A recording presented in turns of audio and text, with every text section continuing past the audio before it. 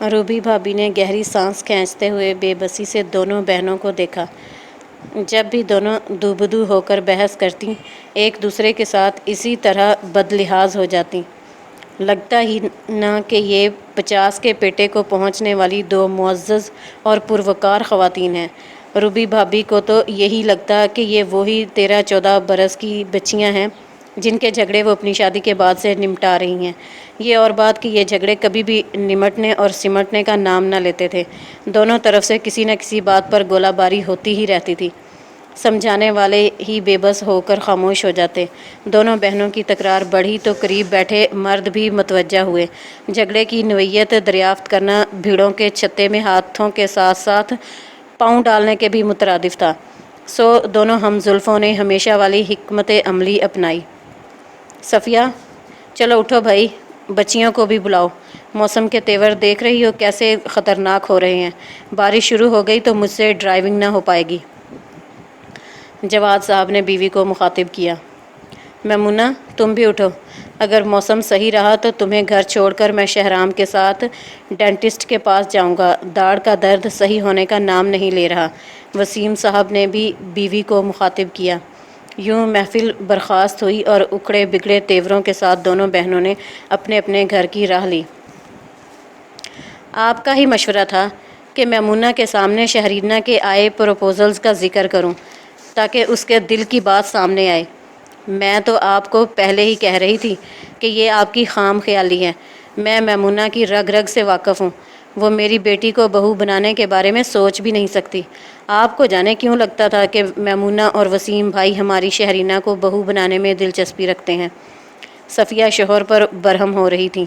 दूसरी तरफ मैमुना और वसीम में भी कुछ इसी तरह का मकालमा हो रहा था।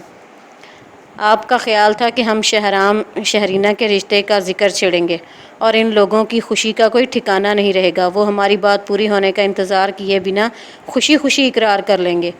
सफ़िया बहुत ऊंची हवाओं में उड़ रही है वसीम साहब। बहुत अमीर कबीर घराने से रिश्ता आया है शहरीना के लिए। हमारे शहराम को क्यों खातर में लाएगी वो। मैमुना के लहजे से गुस्से के साथ साथ मलाल भी छलक रहा था। बच्चियां जवान हो जाएं तो उनके लिए रिश्ते आना मामूल की बात होती है मैमुना। शहरीना के लिए प्रपोजल्स आ रहे हैं और सफ़िया ने तुमसे ज़िक्र कर दिया तो इसमें इतना नाराज़ होने की क्या ज़रूरत है। अभी ना तो हमने शहराम का रिश्ता पेश किया है, ना वहाँ से इकरार इनकार हुआ है। तुम बिला वजह का इशू खड़ा कर रही हो। अरे भली मांस, पहले शहराम का रिश्ता पेश करो, फिर अगर वो हमारे शहराम पर किसी और को फोकियत देते हैं तो हमारा नाराज़ होना बनता है और मुझे यकीन है वो शहराम को फ़ौरन सनद कबूलियत बख्श देंगे। वसीम साहब का लहजा पुरयकीन था। आप अपनी तसव्वुराती दुनिया में रहेंगे। मुझे सफ़िया के हाथों जलील होने का कोई शौक़ नहीं, और ज़रा कर लेने दें उसे भी शौक़ पूरा। अपनी लाडली के लिए भांत भांत के लोगों को जांचे परखेगी तब अकल ठिकाने आएगी। मैं अभी से शहराम का रिश्ता पेश कर दूं, वो मुझ पर एहसान जताते हुए रिश्ता कबूल कर ले और बाद में हमेशा ताने मारती रहे कि मेरी शहरीना के लिए ऐसे ऐसे अच्छे रिश्ते आ रहे थे, मैंने उन्हें छोड़कर शहराम से शादी कर दी। मैमुना बेगम बहन की फितरत से वाकिफ़ थी। वसीम उन्हें बेबसी से देख कर रह गए। इनके क्यास और क्याफ़े ख़त्म होने का नाम ही ना ले रहे थे। उन्होंने तन्हाई में लाडले बेटे के सामने हार तस्लीम कर ली थी। तुम्हारी अम्मी को मनाना मेरे बस में नहीं है यार। फ़िलहाल तो वो किसी सूरत शहरीना बेटी का रिश्ता मांगने पर तैयार नहीं। कहती हैं सफ़िया भांत भांत लोगों को जांच परख कर थक जाएगी, फिर हम उस पर एहसान धरते हुए शहरीना का रिश्ता मांगेंगे। बस सूरत दिगर तुम्हारी माँ को सारी उम्र अपनी बहन का एहसानमंद होना पड़ेगा। वसीम साहब ने बेटे को गुफ्तगू के निचोड़ से आगाह किया। और अगर सफ़िया खाला ने भांत भांत के लोगों में से ही शहरीना के लिए रिश्ता फ़ाइनल कर दिया तो फिर क्या होगा अबू? शहराम ने बेबस होकर पूछा। अल्लाह से बेहतरी की उम्मीद रखो बेटा। अपनी हट धर्म बीवी को समझाने से ज़्यादा आसान काम बेटे को तसल्ली देना लगा था। सो वसीम साहब ने बेटे का कंधा थपथपाते हुए उसे तसल्ली से नवाजा था। शहराम को अपने रब से बेहतरी की उम्मीद तो थी, लेकिन हाथ पर हाथ धर कर बैठने वालों की तो रब भी मदद नहीं करता। सो उसने माँ को राज़ी करने के लिए हाथ पाँव मारने की बेहतरीन तकनीक पर गौर व खोज शुरू किया। آخری نتیجہ یہی نکلا کہ خود ہاتھ پاؤں مارنے سے خاطر خواہ نتیجہ برآمد نہ ہوگا۔ انا پسند ماں کو منانا اس کے بس کا روگ نہ تھا۔ دنیا میں واحد شخص جو میمونہ پر رعب جما کر کوئی بات منوا سکتے تھے وہ مجیب ماموں تھے، سو اس نے پیار سے مجیب ماموں کو صورتحال سے آگاہ کر کے مدد کی درخواست کی۔ پیارے ماموں بھی جھٹ عزیز از جان بھانجے کی مدد پر کمر بستہ ہو گئے۔ اتفاق سے انہی دنوں مجیب ماموں کے فرزند ارجمند عبید الرحمن جو آرمی آفیسر تھے چھٹیاں گزارنے بیوی بچوں سمیت ماں باپ کے پاس آئے ہوئے تھے۔ بھتیجے کی آمد کی خبر سن کر دونوں پھوپھیاں اس سے ملنے کو بے قرار ہوئیں۔ اس سے پہلے عبید الرحمن پھوپھیوں سے ملنے ان کے گھر جاتے مجیب ماموں نے سب کو اپنے ہاں لنچ پر مدعو کر لیا۔ بہت دن بعد یوں سارا خاندان یکجا ہوا تھا۔ مجیب ماموں کے اکلوتے بیٹے اور دونوں بیاہی بیٹیوں سمیت میمونہ اور صفیہ بھی شوہر اور بچوں سمیت پہنچ گئی تھیں۔ کھانے کے بعد جب نوجوان پارٹی اپنی گپ شپ میں مشغول ہو گئی تو مجیب صاحب نے صفیہ کو مخاطب کیا، میں نے سنا ہے تم شہرینہ کے لیے رشتے ڈھونڈ رہی ہو۔ رشتے تو بہت آ رہے ہیں بھیا، لیکن شہرینہ کے ابو اس معاملے میں سنجیدگی دکھا ہی نہیں رہے، نہ خود کہیں جانے پر تیار ہوتے ہیں، نہ کسی کو اپنے ہاں مدعو کرتے ہیں۔ کسی سے ملے بغیر تو معاملہ آگے نہیں بڑھ سکتا نا۔ صفیہ نے شوہر پر تکھی نگاہیں ڈالتے ہوئے بھائی سے ان کی شکایت کی۔ توقع تھی کہ بھیا ابھی جواد صاحب کی گوش مالی کریں گے، لیکن انہوں نے محض ہنکارہ بھرنے پر اکتفا کرتے ہوئے روئے سخن میمونہ کی طرف موڑا۔ اب خیر سے شہرام برسر روزگار ہو گیا ہے میمونہ، اس کی شادی وادی کے بارے میں کچھ سوچا ہے یا نہیں؟ بھائی کے انداز پر میمونہ قدرے سٹ پٹائی تھیں۔ مجیب صاحب عموماً گھریلو معاملات سے لا تعلق رہتے تھے، خاص طور پہ یہ موضوع بلا وجہ نہیں چھیڑا گیا تھا۔ میمونہ بھی جوتیاں گھساؤ مہم کا آغاز کرنے والی ہیں بھیا، اب دیکھیں کتنی جوڑی جوتیاں گھسانے کے بعد گوہر مقصود ملتا ہے۔ میمونہ کے بجائے جواب وسیم صاحب کی طرف سے آیا تھا۔ میمونہ نے کھا جانے والی نگاہوں سے شوہر کو دیکھا۔ حد ہوتی ہے صفیہ، میمونہ اتنا احمق نہیں سمجھتا تھا میں تم دونوں کو۔ رشتے گھر میں موجود ہے اور تمہارا دھیان تک نہ گیا۔ کیوں صفیہ، تمہیں شہرینہ بیٹی کے لیے شہرام سے بہتر لڑکا کوئی اور مل سکتا ہے؟ مجیب صاحب نے ڈپٹنے والے انداز میں چھوٹی بہن سے دریافت کیا۔ صفیہ تو بیٹی کا رشتہ بہت اونچے گھرانے میں طے کرنے کی خواہش مند ہے بھیا، صفیہ کے بجائے طنزیہ انداز میں میمونہ بول اٹھی تھی۔ اس سے پہلے صفیہ کو کوئی ٹکڑا توڑ قسم کا جواب دیتی مجیب صاحب نے میمونہ کو ڈپٹ ڈالا۔ بلا وجہ کے قیاس اور اندازے مت لگاؤ میمونہ، اگر تم شہرام کا رشتہ پیش کرتی اور پھر صفیہ شہرام کو چھوڑ کر کسی دوسرے گھرانے کو فوقیت دیتی تو تمہاری ناراضی کا جواز تھا۔ بہرحال میں اس بحث کو یہیں ختم کرتے ہوئے تمہیں اطلاع دے رہا ہوں کہ آج سے شہرام اور شہرینہ کا رشتہ پکا ہے۔ تم دونوں پر اتنا حق تو رکھتا ہی ہوں میں کہ تمہارے بچوں کے متعلق کوئی بھی فیصلہ کر سکوں۔ ہاں، اگر وسیم اور جواد کو میرے فیصلے پر اعتراض ہے تو میں خوش دلی سے اپنے فیصلے پر نظر ثانی کر لوں گا۔ اولاد ان کی ہے تو فیصلے کا حتمی اختیار بھی ان کے پاس ہے۔ مجیب بھیا نے گویا دونوں بہنوں کو اس معاملے سے دودھ میں سے مکھی کی طرح باہر نکال دیا تھا۔ وہ دونوں جزبز تو ہوئیں، مگر باپ جیسے بھائی کا مان توڑنا بھی گوارا نہ تھا۔ دونوں ہی دل میں یہ سوچ رہی تھیں کہ انکار کر کے میں بری کیوں بنوں۔ فریق مخالف کے انکار کے انتظار میں اتنی دیر ہو گئی کہ دونوں کے شوہروں نے نہایت خوش دلی سے مجیب بھیا کے فیصلے کو اتفاق رائے سے منظور کر لیا۔ اب دونوں ہم زلف ایک دوسرے سے بغل گیر ہو کر مبارکباد دے رہے تھے۔ چلیں پھپھو، آپ بھی منہ میٹھا کریں نا، یقین کریں ہماری شہرینہ کے لیے شہرام سے بہتر بر نہیں مل سکتا تھا۔ ان کی بھتیجی ثانیہ نے مٹھائی کی پلیٹ صفیہ کے آگے کی۔ اور آپ کو بھی شہرینہ سے بہتر بہو اور کہیں نہیں مل سکتی تھی، چاہے آپ جتنی مرضی جوتیاں گھسا لیتی پھپھو۔ عبید الرحمن نے میمونہ کو گلاب جامن کھلایا۔ دونوں بہنوں نے چپ چاپ منہ میٹھا کر لیا تو جملہ حاضرین نے سکون کا سانس لیا۔ چند دنوں بعد ایک باضابطہ تقریب منعقد کر کے میمونہ نے شہرینہ کی انگلی میں شہرام کے نام کی انگوٹھی پہنا دی۔ شادی شہرینہ کے فائنل امتحان کے بعد ہونا قرار پائی۔ منگنی سے شادی تک کے چند مہینے بہت ہنگامہ خیز رہے تھے۔ چھوٹی چھوٹی باتوں کو بنیاد بنا کر دونوں بہنوں کے بیچ بہت سی لڑائیاں ہوئیں۔ بعض اوقات تو نوبت رشتہ ٹوٹنے تک جا پہنچی۔ شہرینہ کا دل سوکھے پتے کی طرح لرزتا تو شہرام کو بھی طرح طرح کے وسوسے ستاتے۔ دور و نزدیک کے رشتہ دار بھی رشتہ ٹوٹنے کی خبر کے منتظر تھے، لیکن مجیب صاحب نے بھانجے کی نیا پار لگانے میں ہر ممکن تعاون کیا۔ بہنوں کو ڈانٹنے ڈپٹنے سے لے کر پیار محبت سے سمجھانے تک ہر طریقہ آزمایا۔ منگنی کے ناپائیدار رشتے کو نکاح کے پائیدار بندھن میں باندھنے تک وسیم، جواد اور مجیب صاحب کی فہم و فراست اور تدبر کام آیا۔ آخر وہ دن بھی آ گیا جب شہرینہ شہرام کے سنگ رخصت ہو کر خالہ کے گھر پہنچ گئی۔ خالہ کو اصل پرخاش تو اپنی بہن سے تھی، بھانجی تو ہمیشہ سے ہی پیاری تھی۔ انہوں نے کھلی باہوں کے ساتھ بھانجی کا سسرال میں خیر مقدم کیا۔ شادی کے بعد کچھ عرصے تک بہنوں میں سیز فائر رہا۔ شہرینہ کو سسرال میں ایڈجسٹ ہونے میں کوئی مشکل پیش نہ آئی۔ خالہ کا مزاج اور عادتیں تو بالکل ماں جیسی تھیں۔ شہرینہ کو اس بات کا صحیح اندازہ شادی کے بعد ہوا تھا۔ بعض اوقات تو اسے یہ سوچ کر حیرت کے ساتھ ہنسی بھی آتی کہ اتنے ملتے جلتے مزاجوں والی ماں اور خالہ کا مزاج آپس میں کیوں نہیں ملتا۔ کاش تم نے اردو ادب کے بجائے فزکس پڑھی ہوتی، تب تمہیں اس سوال کا جواب خود ہی مل جاتا، شہرام اسے مسکرا کر چھیڑتا۔ شہرام کی والہانہ محبتیں پا کر شہرینہ دل ہی دل میں اپنے رب کا شکر بجا لاتی۔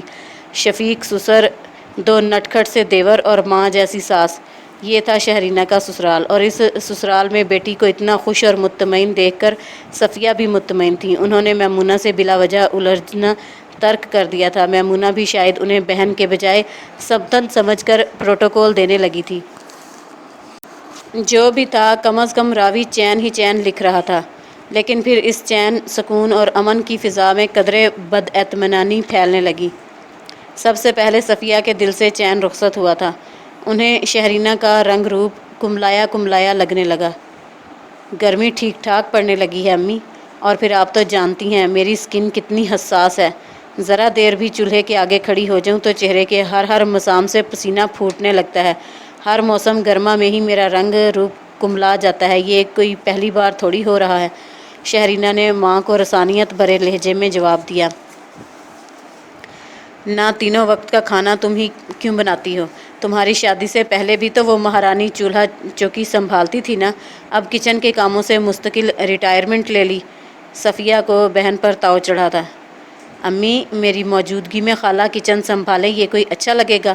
اور میں شادی سے پہلے آپ کو بھی تو کچن میں گھسنے نہیں دیتی تھی، اور پھر آپ کی طرح خالہ کے گھٹنوں میں بھی بہت درد رہتا ہے، لیکن وہ کاموں سے باز کب آتی ہیں؟ جس طرح آپ میرے منع کرنے کے باوجود میرے ساتھ لگی رہتی تھیں، ایسے ہی میمونہ خالہ بھی میری ہیلپ کرتی رہتی ہیں۔ سبزی خالہ ہی بناتی ہیں، کبھی کبھار ہانڈی بھی بھون لیتی ہیں۔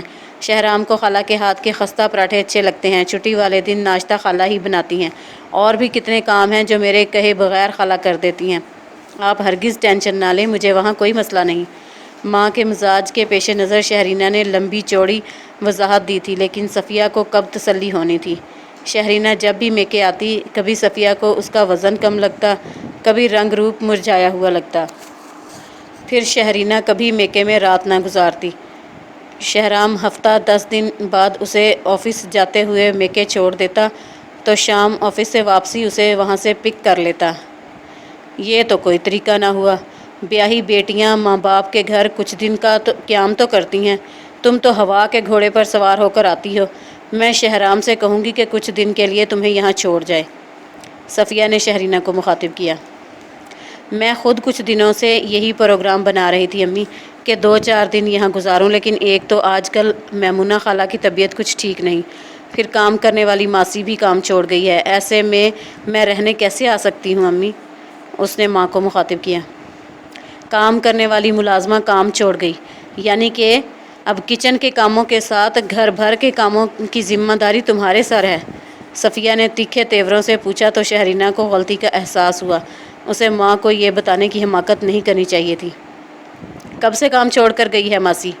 اور کب تک بندوبست ہوگا نئی ملازمہ کا؟ وہ کڑے تیوروں سے استفسار کر رہی تھی۔ ایسے ہی تو انہیں اپنی بچی کمزور نہ لگنے لگی تھی۔ یقیناً سارا دن سسرال میں کولہو کے بیل کی طرح جتی رہتی ہوگی، جب ہی تو اتنا سا منہ نکل آیا تھا۔ آپ کی طرح خالہ بھی حد سے زیادہ نفاست پسند ہے امی. کسی ملازمہ کا کیا کام پسند نہیں آتا، بالکل جس طرح اپنے گھر کوئی ملازمہ ٹک کر بہت عرصہ کام نہیں کرتی، یہی حال وہاں کا ہے. بہرحال میمونہ خالہ آج کل شد و مد سے نئی ملازمہ ڈھونڈ رہی ہیں. امید ہے جلد ہی بندوبست ہو جائے گا، آپ فکر نہ کریں. شہرینہ نے ماں کی تسلی کروائی. بہت بھولی ہو تمہاری ساس ملازمہ ڈھونڈنے کا صرف ناٹک کر رہی ہے. جب مفت کی ملازمہ ہاتھ لگ ہی گئی تو بھلا وہ کیوں کوئی اور ملازمہ ڈھونڈے گی. عادت کے مطابق صفیہ بہت جلد بہن سے بدگمان ہوئی. شہرینہ بے بسی سے ماں کو دیکھ کر رہ گئی. اب وہ ماں کی تسلی کے لیے جتنی لمبی چوڑی وضاحت بھی دے دیتی ان کی تسلی نہ ہوتی. اس نے چپ رہنے کو ہی ترجیح دی. نو بیاہتا لڑکیوں کے چہروں پر تو رونق کا عجب ہی عالم ہوتا ہے. تمہیں دیکھ کر لگتا ہی نہیں کہ نئی نئی شادی ہوئی ہے. نہ کہیں گھومنے پھرنے گئے، ورنہ شادی کے بعد شہرام نے تمہارا پاسپورٹ بنوانے میں تو بہت پھرتی دکھائی تھی. کہتا تھا پاکستان تو سارا ہی گھوم پھر کر دیکھا ہوا ہے، شہرینہ کو دبئی گھما لاؤں گا. اس بہانے سلامی اور منہ دکھائی کے سارے پیسے بھی اینٹھ لیے، اور میری بھولی بچی باتوں باتوں میں ہی بہلتی رہی. تو واقعی بہت بے وقوف ہے میری بچی، بالکل ماں پر گئی ہے. صفیہ کو اپنی بچی جہاں بھر کی مظلوم لگی. توبہ ہے امی، کیسی باتیں کرتی ہیں آپ. شہرام نے مجھ سے کوئی پیسے نہیں اینٹھے، اور ہمارا دبئی جانے کا پروگرام بالکل فائنل تھا. وہ تو عین وقت پر شہرام کے آفس میں ایسے ہنگامی حالات پیدا ہو گئے کہ آفیسرز ورکرز سب کی چھٹیاں کینسل ہو گئیں. شہرام نے دوبارہ چھٹی اپلائی کر رکھی ہے. جیسے ہی چھٹیاں منظور ہوئیں ہم گھومنے پھرنے نکلیں گے. میری سلامی اور منہ دکھائی کے پیسوں سمیت شہرام کی سیونگ بھی انہی کے اکاؤنٹ میں ہے، اور وہ ہمارا گھومنے پھرنے کا ہی فنڈ ہے. شہرینہ ماں کو وضاحتیں دیتے دیتے ضج آ گئی تھی. نہیں جانے دے گی تیری ساس تم لوگوں کو گھومنے پھرنے، لکھوا لے یہ بات مجھ سے. صفیہ کی سوئی اب بھی وہیں اٹکی ہوئی تھی. اوف امی، ایک تو آپ ہر بات میں خالہ کو گھسیٹ کر لے آتی ہیں. یقین کریں میمونہ خالہ میرے ساتھ بہت اچھی ہیں، بہت پیار کرتی ہیں مجھ سے، میرا ہر ممکن خیال رکھتی ہیں. اس نے ایک بار پھر ماں کو یقین دلایا. بس تیری ماں ہی بری ہے، بار بار ماں کو ہی جھٹلائے جا رہی ہے. 4 دن میں خالہ ماں سے بڑھ کر سگی ہو گئی. صفیہ خفگی سے بولی. اچھا ناراض تو مت ہو امی، میری امی تو دنیا کی سب سے اچھی امی ہیں. شہرینہ نے ماں کے گرد بازو حمائل کیے. صفیہ اب بھی روٹھی روٹھی ہی رہی. میں اگلے ہی ہفتے 3-4 دن ٹہرنے آؤں گی امی، پکا وعدہ. آپ اپنا موڈ تو ٹھیک کریں، اس نے ماں کو یقین دلایا. آنے دے گی تیری ساس؟ صفیہ نے خفگی سے پوچھا. کیوں نہیں آنے دیں گی؟ پھر روزے شروع ہو جائیں گے، روزوں میں تو نکلنا مشکل ہوگا. میں رمضان شروع ہونے سے پہلے اسی لیے رہنے آؤں گی کہ یہاں رمضان المبارک کی تیاری کے لیے آپ کا ہاتھ بٹا دوں. صبرینہ اور علی کی پسند کی چٹنیاں مربے بنا جاؤں گی. ابو کے لیے شامی کباب بنا کر فریز کر دوں گی. کچن کی تفصیلی صفائی کر دوں گی. شہرینہ اپنی ہی جھونک میں بولے جا رہی تھی. سارے وہ کام جو پہلے بھی رمضان کی آمد سے پہلے کرتی تھی. ارادہ تھا اس بار بھی ماں کے گھر رمضان المبارک کی ابتدائی تیاری نمٹا دے گی. صفیہ اسے غور سے سن ہی نہ رہی تھی، ان کی سوچ کہیں اور پرواز کر گئی تھی. اس لمحے صبرینہ اور علی ٹیوشن پڑھ کر لوٹے تو گفتگو کا موضوع بدل گیا. صفیہ اب بھی اپنی ہی سوچوں میں غرق تھی. پھر ایک قطعی فیصلے پر پہنچ کر وہ مطمئن ہو گئی تھی. شہرینہ تو اس روز شہرام کے ساتھ واپس چلی گئی تھی. 3-4 دن بعد وسیم احمد جواد سے ملنے آئے. دونوں ہم زلف جو اب سمدھی بن چکے تھے ایک دوسرے کے بہترین دوست تھے. مشاغل اور دلچسپیاں بھی یکساں تھیں. ہفتہ 10 دن بعد وسیم صاحب جواد سے ملنے آتے تو شطرنج کی بساط بچھ جاتی. کتنی دیر تک بازی جمی رہتی. صفیہ چائے پانی دے کر فرض ادا کر دیتی. ویسے بھی بہنوئی کون سا ان سے ملنے آتے تھے جو وہ انہیں کمپنی دیتی، لیکن آج وہ چائے سموسے لے کر آئیں تو ذرا دیر کو وہاں بیٹھ گئیں. بہنوئی سے بہن کا حال احوال دریافت کیا. شہرینہ اور شہرام کی خیریت پوچھی. پھر اصل مدعا زبان پر لائیں. میمونہ کو بتا دیجیے گا وسیم بھائی کہ میں آج کل میں شہرینہ کو لینے کے لیے آؤں گی. ہمارے ہاں رواج ہے کہ لڑکی پہلا رمضان اور پہلی عید میکے میں گزارتی ہے. ویسے بھی شہرینہ شادی کے بعد میکے رہنے نہیں آئی. میں نے بھی یہ سوچ کر نہیں بلایا کہ رمضان کا مہینہ تو یہیں گزارنا ہے، پھر پہلے کیوں رہنے کے لیے بلاؤں. اب خیر سے عید تک یہیں رہے گی. انہوں نے دھیمے مگر 2 ٹوک سے انداز میں بہنوئی کو بتایا. شطرنج کی بساط پر نگاہیں جمائے وسیم صاحب نے سرسری سا ہی ان کی بات کو سنا تھا۔ ویسے بھی وہ مرد تھے، ایسی نزاکتوں کا انہیں کیا علم تھا؟ جب صفیہ اپنے ہاں کے رسم و رواج کا تذکرہ کر رہی تھیں تو ایسا ہی ہوتا ہوگا۔ انہوں نے ٹھیک ہے میں میمونہ کو بتا دوں گا کہہ کر بات ختم کر دی۔ بیوی کی رگ رگ سے واقف جواد اس وقت تو انہیں گھور کر رہ گئے، لیکن وسیم صاحب کے جانے کے بعد جواب طلبی ضرور کی۔ کس رواج کی بات کر رہی تھیں آپ؟ آپ نے تو شادی کے بعد ہر رمضان ہمارے سر پر سوار ہو کر گزارا، عید کے دن بھی 2 گھنٹے میکے گزار کر میرے ساتھ ہی واپس تشریف لے آتی تھیں۔ مجھے دوستوں کے ساتھ سینما تک جانے کا موقع نہ ملتا تھا۔ بیٹی کی دفعہ ایسے کون سے رواج یاد آ گئے؟ سکون سے رہنے دیں اسے اس کے سسرال۔ جواد دور اندیش تھے، بیوی کی فطرت سے آگاہی بھی رکھتے تھے، اسی لیے انہیں ان کے ارادوں سے باز رکھنا چاہا۔ توبہ ہے، کیسے سنگ دل باپ ہیں آپ! بچی شادی کے بعد سوکھ کر کانٹا ہو گئی ہے۔ میمونہ نے گھر بھر کی ذمہ داری اسی کے سر تھوپ رکھی ہے، اوپر نیچے کے کاموں کے لیے کوئی ملازمہ تک نہیں۔ ایسی بلا کی گرمی پڑ رہی ہے، روزے کی حالت میں میری بچی گھر بھر کے کام بھگتائے گی تو کہیں کسی دن غش کھا کر گر ہی نہ جائے۔ میں نے یہی فیصلہ کیا ہے کہ وہ رمضان کا پورا مہینہ میکے میں ہی گزارے۔ اور رہی رواج کی بات، تو آپ کی اماں مرحومہ بھی اپنی بیٹیوں کو میکے میں ہی عید کرواتی تھیں، اور ہمیں چونکہ ان کی خاطرداری بھگتانی پڑتی تھی، اس لیے میکے میں 2 گھنٹے گزار کر واپسی کی راہ لیتے تھے۔ بھول گئے آپ سب کچھ؟ انہوں نے شوہر کو آڑے ہاتھوں لیا۔ چلو ٹھیک ہے، کچھ دن کے لیے تو شہرینہ کو بلا لو، پھر واپس چلی جائے گی۔ عید کا آدھا دن سسرال میں گزار کر پھر ہمارے پاس آ جائے گی۔ عید کے بعد ہفتہ بھر کے لیے مزید رکھ لیں گے۔ جواد صاحب نے درمیانی راہ نکالی۔ صفیہ نے اس وقت تو شوہر کی بات سے اختلاف نہ کیا، لیکن انہوں نے وہی کرنا تھا جو وہ ٹھان چکی تھی۔